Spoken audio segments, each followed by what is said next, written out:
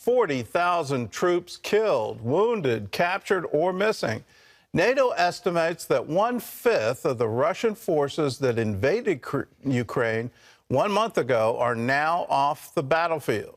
Well, the alliance is worried that a frustrated Vladimir Putin will resort to chemical, biological, or even nuclear weapons. President Biden is meeting with European leaders in Brussels today, calling on them to increase the economic pressure on Russia. Heather Sells reports. NATO now estimates heavy Russian losses, as much as 20% of the forces that it sent to Ukraine. There is grave concern that a deeply frustrated President Putin is preparing for what was once unthinkable: chemical, biological, even nuclear warfare. It is why President Biden is rallying European allies. For the past few months, the West has been united. The president is traveling to Europe to ensure we stay united. NATO has announced it will double its military presence near Ukraine. So far, however, Europe has balked at an embargo on Russian oil and gas. Biden is hoping to change that. On Wednesday, the State Department formally accused Russia of war crimes in Ukraine. Russia's forces have destroyed apartment buildings, schools, hospitals, other elements of the critical civilian infrastructure. In Mariupol, 100,000 people remain trapped as the Russians bombard them. This video from a right-wing paramilitary group in the Ukrainian National Guard shows the port city's devastation. Today marks 1 month since Russia unleashed its invasion into Ukraine. The mayor of Kyiv says more than 260 have died. I am very appreciative and huge respect for every Ukrainian fighters. The Pentagon says the Ukrainians have pushed Russian forces back 34 miles outside of Kyiv. A U.S. defense official says it appears Russian forces are now prioritizing Luhansk and Donetsk in the eastern Donbass region to cut off Ukrainian troops and prevent them from moving west. President Zelensky will meet with NATO leaders in a closed-door meeting today as he calls on the world to rally. Come with Ukrainian symbols to support Ukraine, to support freedom. On Friday, President Biden travels to Poland, which has opened its arms to more than 2 million Ukrainian refugees. Heather Sells, CBN News. Well, the unthinkable, more than a month ago, it was unthinkable that Ukraine even stood a chance, that the war would be over very quickly, Russia would dominate the skies, and the Ukrainian forces wouldn't be able to withstand the sheer onslaught of the Russian military. But here we are, and it's actually now a David and Goliath story where David could actually win this war. But in that process, what's going to be the cost for the civilian population as Russia more and more turns to devastation as their war tactic, that they want to completely destroy neighborhoods and cities.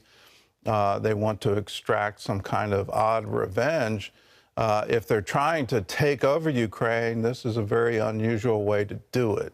And the human cost is absolutely astounding. More than half of the refugees who have escaped Ukraine are children. One young woman described her journey to Poland and the warm welcome and support her family received from you through Operation Blessing. Take a look. As Operation Blessing continues work on the ground at the Medica border in Poland, we're meeting many refugees with stories of hardship.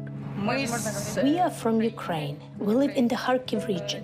We prayed to get here safely, so we are happy that we crossed the border really quickly. There is shooting in Kharkiv right now. We had to get out of there so the children would be safe. The journey from Ukraine into Poland is dangerous for multiple reasons, including freezing temperatures. Often, families are stuck waiting in the cold for an available train. There were a lot of people, so many people. We waited for hours at the train station in Lazavoy. Finally, someone saw that we have a little baby. After refugees arrive in Poland, Operation Blessing provides a place where families can recover from their journey. We're providing warmth, comfort, food, and someone to talk to as families figure out their next steps. I want everything to be good in Ukraine. I want to go back home.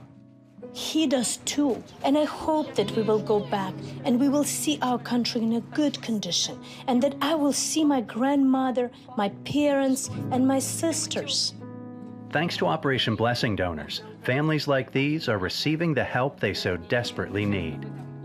I am very grateful to everyone, to every country that supports us. And first of all, I'm thankful to you that you sheltered us here and gave us so many things so we will not suffer. We are very grateful. Right now, those refugees are staying in tents, and we're there in your name, supplying them with the food, the water, the heaters that they need just to survive. These are obviously very primitive conditions, but it's much better than just being on your own outside with no shelter, no warmth, no food, no water. We're there, and we're there in your name. If you want to be a part of this relief effort, all you have to do is pick up the phone and call us and say, yes, I want to help. I want to provide food. I want to provide water. I want to provide the things that these refugees so desperately need. We're located, the main center is located on the Polish side of the border. That's where we're receiving all these refugees. As long as we can, we're also shipping relief goods inside Ukraine, even into the battle zones. We're using all the wonderful Orphan Promise centers that are throughout Ukraine. There's a map showing all of them that have been mobilized to help with the refugees. And those who have been displaced, which is a whole nother community that aren't able to make it to the border, but they can't live in their homes anymore. So we want to be there. We want to be there and help them, and we're doing it in your name when you give. So if that's you, give us a call, 1-800-700-7000. You can also write to us at CBN Center, Virginia Beach, Virginia, 23463. Just put put Disaster Relief Fund on the memo line of your check. You can text OB Crisis to 71777, or you can go to cbn.com. There's a place on the giving page where you can designate your gift to the Disaster Relief Fund. Do it now. Be a part of the solution. 1-800-700-7000. In other news, President Biden's nominee to the Supreme Court faced a final round of questions yesterday.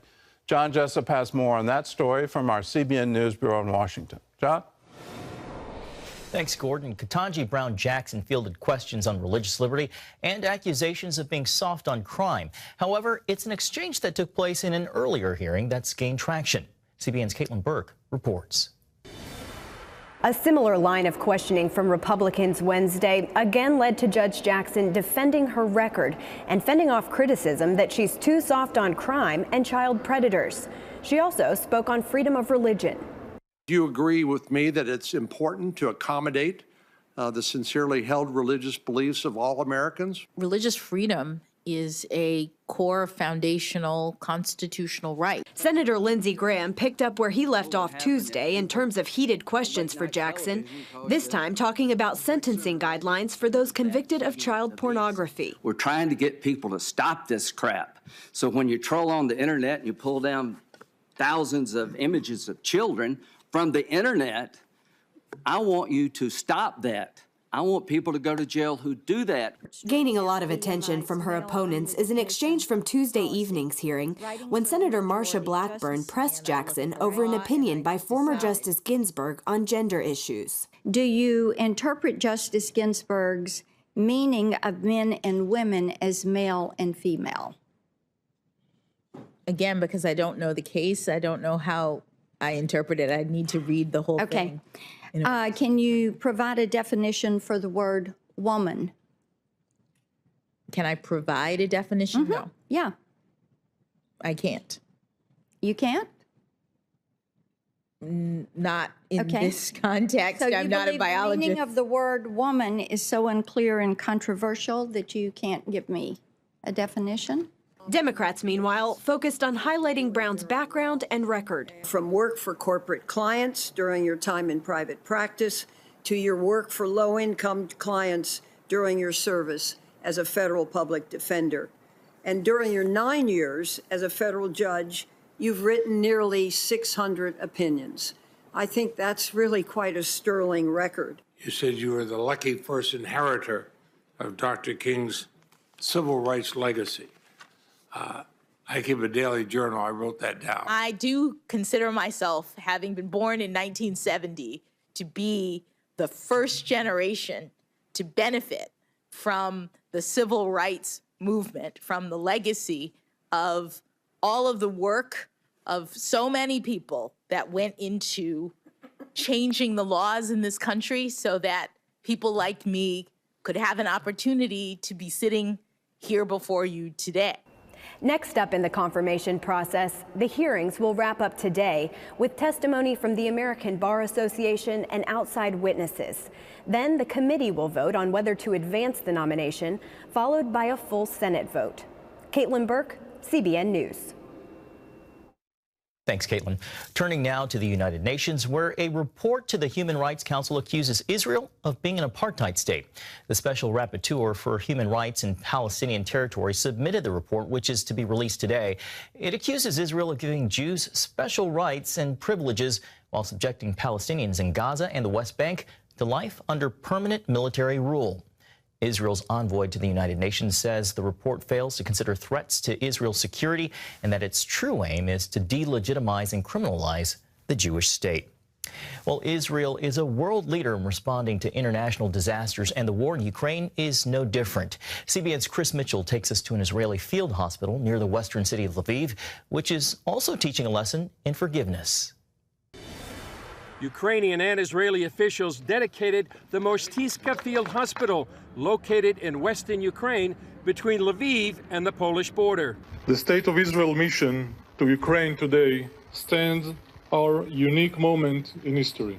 It effectively connects between our past Jewish life here that goes back 1,000 years and the modern Jewish state.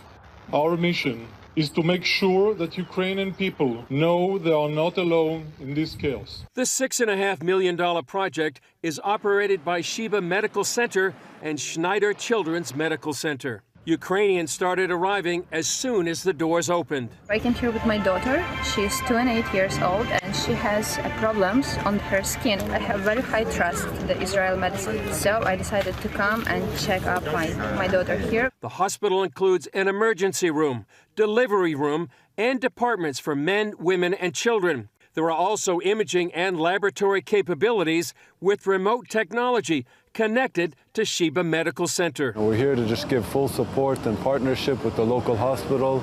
We're like an extension of their hospital, a unit in the field. We're working closely with their doctors and their system. Israel sent 10 tons of medicine, plus beds, equipment, and more than 60 workers. Many have Ukrainian-born parents or other relatives forced to flee or who were captured during the Holocaust. 80 years ago, my mother, Victoria Zamoyre, then a 15-year-old girl, after all her family was murdered in Belzec, fled her home not far from here on her way to freedom. Today, I, Elchanan Bar-On, stand here representing the State of Israel as part of a field hospital, lending a helping hand to anyone in need, friend or foe, because medicine has no boundaries. In the immortal words of the legendary Rabbi Akiva, love thy neighbor as thyself. The opening ceremony including raising both the Israeli and Ukrainian flags, singing of the national anthems, and a hope that the war would soon be over. Chris Mitchell, CBN News, Jerusalem. Thank you, Chris. We also want to mention CBN is hosting an exclusive live prayer event for Ukraine Friday, March 25th at 11 a.m. Eastern Daylight Time. You can register to join the effort at the address you see right there on your screen.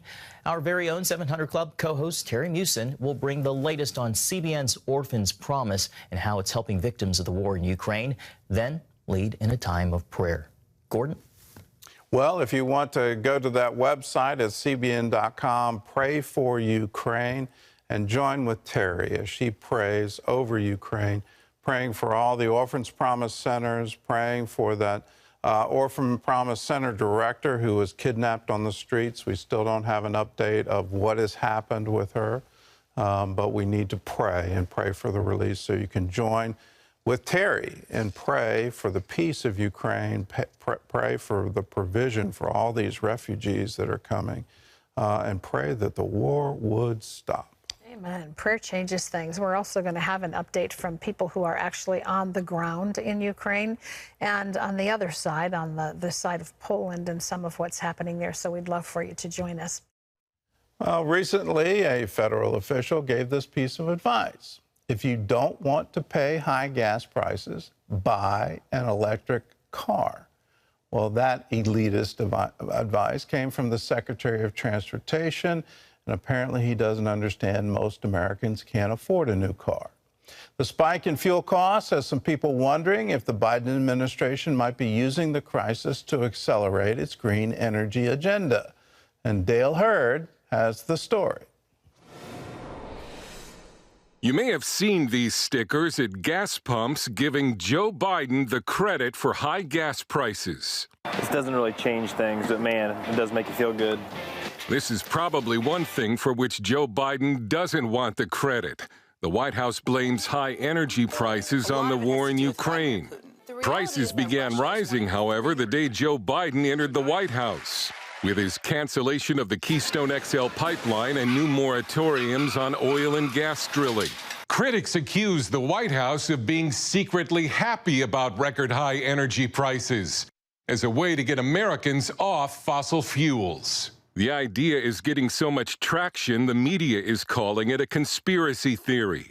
Energy Secretary Jennifer Granholm says no, the White House is not happy about high energy prices, but does see an opportunity. This president and this administration are looking at every single tool to shield American families from the impact of rising energy prices. And we're working through an energy transition. And we've got to start by adding energy. And the reality is we have to take some time to get off of oil and gas. Candidate Joe Biden made no secret of his goal to end the oil and gas industry.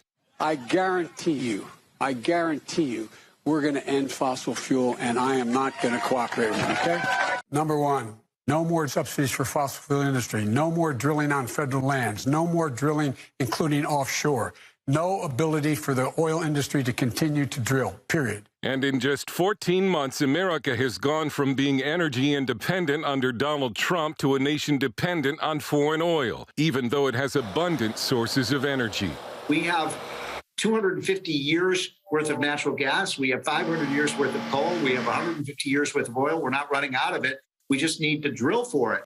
And that's not happening right now. It's important to note that not everything that affects the price of gasoline is within a president's control. But everything that is within President Biden's control, he's been doing wrong. And the list is long. Energy analyst Ben Lieberman. There was also a major multi-agency effort on the part of the Biden administration to discourage banks from lending to oil and gas companies. That's important as well. These folks can't do these projects unless they can get the financing for them. Despite White House rhetoric, critics say little is actually being done to bring down prices. Biden's transportation secretary says if you don't like high gas prices, you should buy a $60,000 electric car. Clean transportation can bring significant cost savings for the American people as well. I have never seen a politician be so cavalier about gas prices. Steve Malloy, editor of the website junkscience.com, says Joe Biden seems to be trying to keep energy prices high. He right now has a ban in defiance of a federal court order on new oil and gas leasing on public lands. He is doing everything he can to make oil and gas production more difficult, more expensive. And why is he doing that? Because the most important thing to Joe Biden, it seems, is his climate agenda. House Democrats now want the White House to declare a climate emergency, banning all drilling on federal lands. And White House officials remain focused on transitioning to green energy. Under President Biden and Vice President Harris's leadership, we're pressing the accelerator to reach a zero emissions future sooner than most people thought. But in Western Europe, which is much farther along in the transition to green energy, gasoline prices today are over $9 a gallon in some nations. That's probably not the kind of energy future most Americans want. Dale Hurd, CBN News. Well, this is all part of the climate change agenda. And regardless of whether you believe in that or you don't believe in that, if you wreck the economy and trying to achieve that, you haven't really achieved anything. And that's the path we're on. When you look at the high gas prices that we're all paying at the pump today, that's going to start translating into all prices for all goods, because everything depends on transportation to get it delivered to a store shelf or get it picked up from a store shelf. So these costs keep accumulating. That means inflation will keep rising. That means the Federal Reserve will increase interest rates, which will increase the cost of borrowing. And you're going to get into an inflationary spiral, because then wages naturally have to rise to meet all of that. And in that, you're going to have a decrease in economic activity, which isn't good for everyone. That is it's just going to be fundamental. That's not good for the federal government. It's not good for state government. It's not good for local government. It's not good for you and me. So in all of this, can we please, take a step back and say, what's really good and what's really the process moving forward to achieve alternative forms of energy? And instead of jacking up gas prices and hurting the oil and gas industry, wouldn't it be better to plow some federal money into developing the alternative energy so that we can get to a zero neutral and not crash the economy while we're at it? It just doesn't make any sense to me, but from the environmentalists, they seem to just love high gas prices because they think that's somehow making it better for the climate. And if you wreck the economy while you do that, you're not helping a thing. In more than 150 years of biblical archaeology, not one thing has been discovered that disproves the Bible. You can learn how archaeology supports the stories of the Bible in CBN Films' new documentary, Written in Stone, Kings and Prophets. For your gift of any dollar amount, we'll send you this all-new DVD. You'll also get exclusive instant streaming access in 4K on the CBN Family app. All you have to do is go to cbn.com/writteninstone, or you can call us 1-800-700-7000. Gordon? Well, let's go back in time for a very disturbing story, a very horrific story. Right in the heart of Richmond, just 3 blocks from the state capitol, stood one of the most infamous slave prisons in the South. Inside its walls, slaves were confined to tiny pens. They were shackled, given neither bed nor air, and fed putrid meat. Back then, the prison's official name was Lumpkin's Jail. Today, it's better known as the Devil's Half Acre. Shockoe Bottom, along the James River, is one of Richmond, Virginia's oldest neighborhoods. It also lays claim to its darkest past. From 1830 to 1865, it served as one of the largest slave trading hubs in the South, second only to New Orleans. Over 300,000 people passed through here during a life in bondage. Virginia Delegate Dolores McQuinn has been working to memorialize the pathway they walked through the port, where the atrocities of enslavement were hidden away from polite society. My first walk on the slave trail, I began to cry what people who lived at a different era, but I was connected to by DNA, had to live through. The area contained numerous slave jails. Holding pens for those waiting to be auctioned or carried away by their new owners. While the conditions in the jails were harsh, none compared to Lumpkin's Jail, also known as the Devil's Half Acre. Run by Robert Lumpkin, it was the jail where slave owners brought so-called disobedient or troublesome slaves to break them through whatever brutal means necessary. Based on what I have read, Robert Lumpkin was a mean man. Robert Lumpkin was an evil person. The slaves were crammed into small cells, shackled and covered in filth and stench, with no toilet or facilities and little food or water. Some were beaten. It was especially torturous for slaves whose owners felt they needed to be punished. An 1856 biography of a runaway slave, Anthony Burns, describes his time at Lumpkin's. He cooped him up in the loft of the jail, where the air was stale, where he was shackled. It was filthy. He was given a starvation diet. He only got into the open air once in a while to show him to people, to humiliate him. He was there for 8 months. In the end, though, Lumpkin's jail would no longer be a gateway into humiliation and slavery, but one where Black Americans would have access to a brighter future. It was after the Civil War. The newly ratified 13th Amendment ensured freedom to some 4 million enslaved people. At the forefront were abolitionists, many of whom were Christians, committed to living out the teachings of Jesus Christ. They took the gospel seriously and said, Christ will make you free, and that stands for everybody. These people do deserve not just freedom, but they deserve equality. And many believed equality would come through education. Generations of slaves had been forbidden to learn how to read or write. Education immediately becomes a threat to the hierarchy. Enlightenment becomes a threat. Because if I can keep you ignorant, I can keep you in your place. While many started a campaign to provide the basics, other groups, such as the American Baptist Home Mission Society, had an even loftier vision: to empower Black Americans to become leaders in society, especially in churches, through higher education. Most people thought, okay, vocational education was okay, but the idea of training these newly freed people to be college professors, to be ministers, to head up seminaries, that was pretty radical. And dangerous. As schools began cropping up, teachers and students experienced violence, and some schools were burned or vandalized. Still, they were not alone. Christians who had a heart for these people who had suffered were willing to suffer alongside. One of them was a 70-year-old Baptist minister named Dr. Nathaniel Culver. Sent by the American Baptist Home Mission Society, he came to Richmond in 1867 looking for a place to start a Black seminary. Finding a city tattered from the war, there were few options.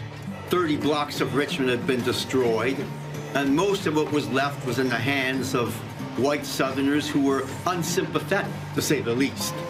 Dr. Culver apparently was preying on it a lot, and he met a group of congregants outside First African Baptist Church, told him of his plight, and a tall, fair-faced woman said that she had a place that he could rent very cheaply.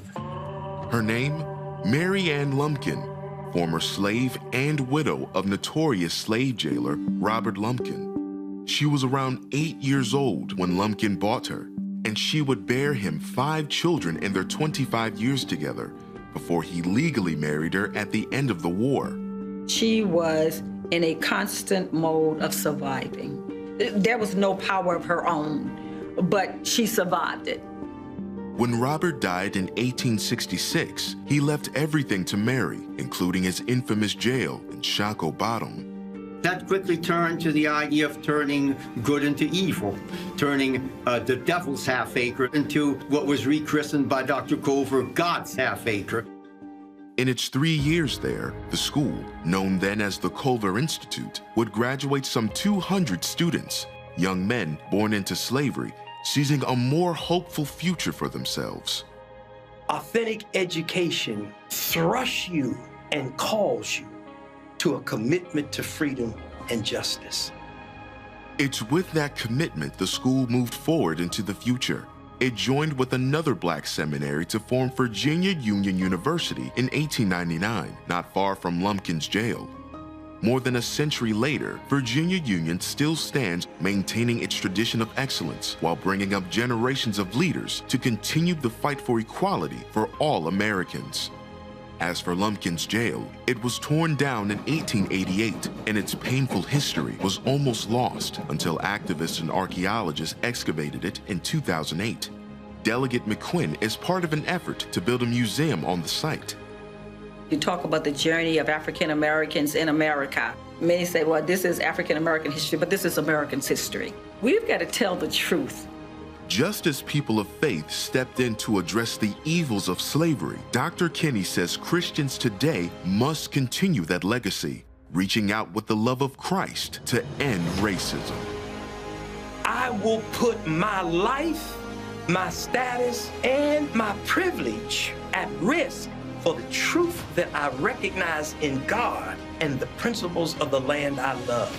That's for this nation to be healed. To be healed, we need to understand our history, and that slave trail is part of our history. When the port switched from Williamsburg, from Newport News, all the way to Richmond, it became one of the major slave markets of the South. And that slave trail from the docks to Devil's Half Acre was a trail of tears, of unbelievable agony. That jail had a beating room, and people would be beaten literally to death in that room. It was a place where they broke people and they broke their spirits. But here's something amazing. The owner of that jail, you just can't explain these things. He buys one of the slaves, but ends up having children with her, then ends up marrying her. He sends the children and her to Pennsylvania at the outbreak of the Civil War because he didn't want his own children to be enslaved. And then after the war, they come back, he dies, and he leaves everything to them. And they say, let's turn this around. Let's take the Devil's Half Acre. Let's make it a place of education. And from that, Virginia Union came into being, one of the foremost African-American colleges in the nation. It's an incredible story of redemption. It's an incredible story of how God can work through the most difficult circumstances, what seems to be absolutely from the pit of hell, to say, okay, I can redeem even this. I can make something out of this. I can take beauty out of these ashes. I can do this. Let's learn this history. Let's put a monument there. Let's put a museum there. Let's remember what happened, and it wasn't that long ago. Let's remember that, but let's also remember how God is working. And here's the best news. He's still working today.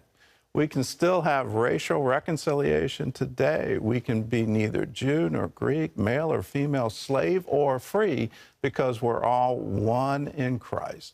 That is good news, and let's proclaim that and proclaim liberty throughout the land.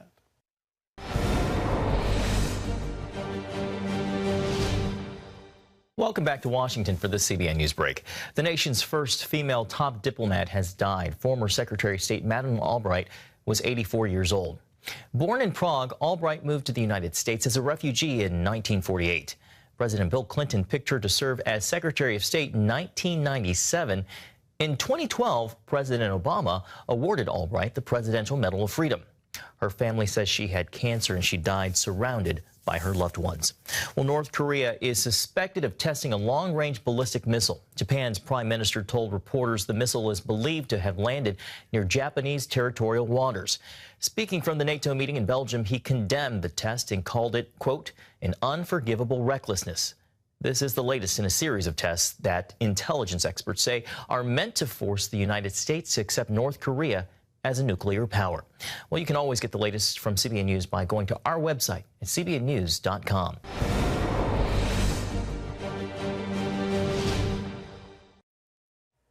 Dina is a single mom to 5 children. To support her family, she runs a small grocery store. When the pandemic hit, people stopped shopping. That meant she had no money to restock her supplies and, even worse, no way to buy food for her children. When COVID-19 hit Indonesia, 47-year-old Dina, who is a widow, told us her small grocery store was failing. Before COVID hit, many people were buying from my shop.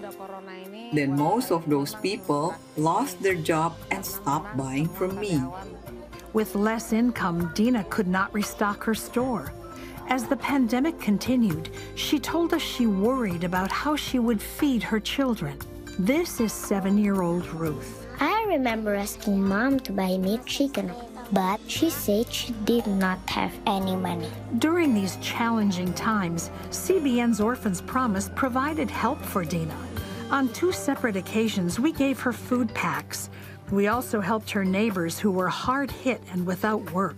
During our second visit to see Dina, we restocked her depleted grocery store. Ada Indomie, ada kopi. Orphans Promise gave me noodles, coffee, soap, even mosquito repellent to sell. When people saw I had those items, they returned to my shop to buy them. I like to help Mom look after the store after school. As the Indonesian economy continued to reopen, Dina said even more people than before are buying food and supplies from her. I really thank God for everything He has done for us. I also want to thank the people who support Orphans Promise. May God continue to bless us all.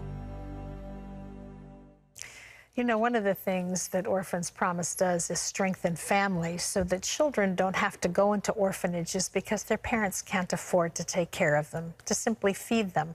In the United States, we have safety nets for things like this, but in other countries, there is nothing. This is a single mom of 5 children, and you have kept that family together with your generosity and your compassion. Just want to say thank you. You know, when you give to CBN, you're giving to so many different outreaches that are touching so many different lives around the world. To become a 700 Club member, a partner with us, it's 65 cents a day, $20 a month. Most of us can afford to do that. We want to say thank you to those of you who are, but to those of you who haven't yet joined, what a great opportunity to make a difference in the lives of people you may never meet here. But you may meet them in another day, another time, in another place. And we say thank you, because with everything that we give, we bring the message of God's love. Be a part of that. You don't want to miss out on that opportunity to touch lives in a significant way. You can do that by calling our toll-free number. It's right there on your screen, 1-800-700-7000, or you can call cbn.com. When you do, not call them, email. Get online. The Power of the Holy Spirit. This is Pat's latest book, and we want it to be yours. I think you'll be touched by everything that he's written here. It's about the miraculous power of God, how to encourage that in your own life, and it's meant to be encouraged by all of us. So you call now, touch someone else's life, and we think our gift to you will touch your life as well. He was 11 years old when his father admitted that he'd had an affair, contracted HIV, and given it to his mother.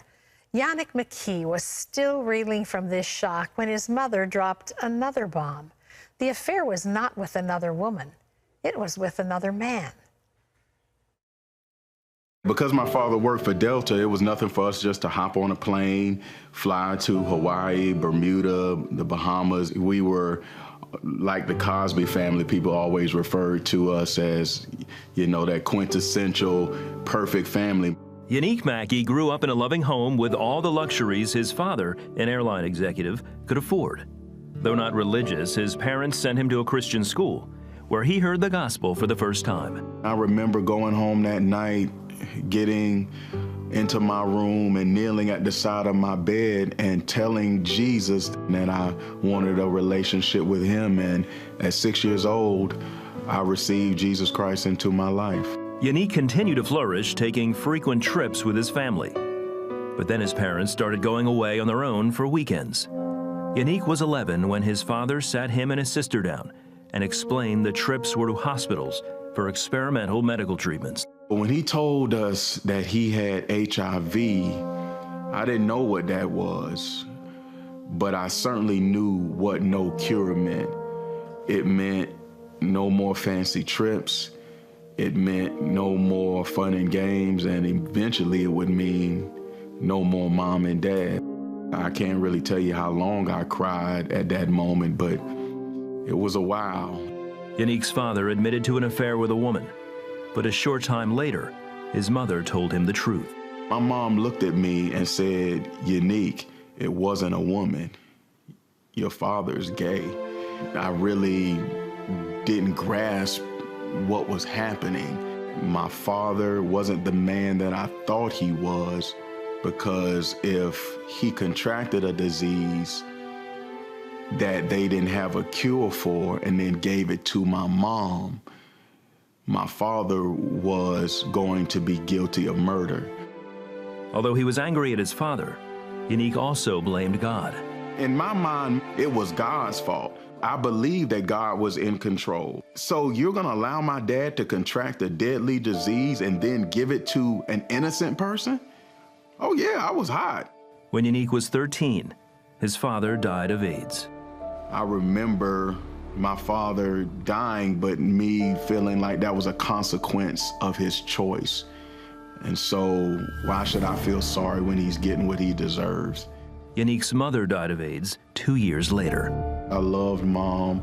I was a mother's boy, and I felt like she was innocent. And she died a slow death. And that ate at me, because if you had seen my mother, I mean, she was beautiful, healthy, young, brilliant, but AIDS ate away at her. He and his sister were adopted by family friends. Devastated by the loss of his parents, Unique started using drugs. It started with the wrong crowd. Hurt people attract hurt people. I began to hang around teenagers with problems, people who didn't have strong father figures, young men who like to do drugs and hang out and party, and so that's what we would do. Unique soon began selling drugs, and when he went away to college, he discovered he could make a bigger profit, buying guns and selling them illegally. He and a friend started running guns to drug dealers in New York City. I knew that I was wrong. I knew God was real. I would hurt myself to hurt him. It was almost like I was trying to get his attention some way, somehow, to get him to pay attention to me, to see if he cared, because I didn't know if he did. Unique continued running guns for the next few years, but the guilt he felt for having put hundreds of them on the street began to weigh on him. I remember one night praying, God, almost like I'm gonna give you a chance. If you want me to change, I'm gonna need your help, because I'm too deep in this to just stop. A short time later, Unique was arrested when a gun buyer gave him up. He faced 5 years in prison. I remember almost being happy. I wasn't angry with the police for doing their job. I got in that van and I went to sleep. And I remember thinking, you're answering my prayer. And they took me to a federal prison in Savannah. While awaiting trial, Unique says he had an encounter with God. I began to see that the situation I was in wasn't God's fault. It was my fault. I'm guilty of making the same detrimental decisions that my dad was. In a different way, all still sin. And it was at that moment I forgave him, because I realized I was just like him. I mean, I felt it literally, like a weight lift off of me. I was in prison, but I was free. Once able to forgive his father, Unique rededicated his life to the Lord. Out on bond, he began attending church. One Sunday, he had a chance encounter with a prosecutor there who wanted to know more about him. Unique told her about losing his parents and returning to God after years of rebellion. Then, he had his day in court. This is a big case. College students involved in gun trafficking. I mean, they want us in jail. Now, this is a federal prosecutor, and she defends me. I was guilty, but because of what she did for me, the judge showed me grace. She did such a good job. My attorney says, I acquiesced to the argument of the prosecution and sits down. I mean, it was amazing.